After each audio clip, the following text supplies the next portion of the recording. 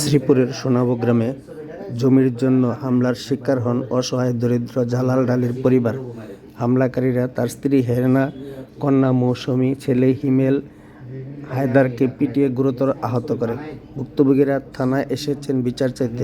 আহতরা ভর্তি হয়েছেন শ্রীপুর উপজেলা স্বাস্থ্য কমপ্লেক্সে।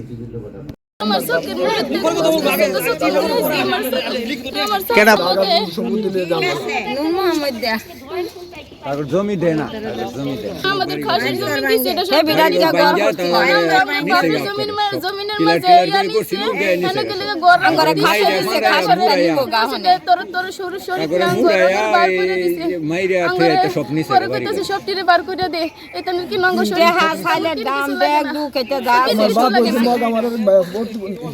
গ্যাসের লাইনেতে হওয়ার ব্যাগ ঠিক খাইছে কবি সারবাতে না লেম্বরে কলে ফেতা ফেতা হইরালি না মেম্বারের নাম কি?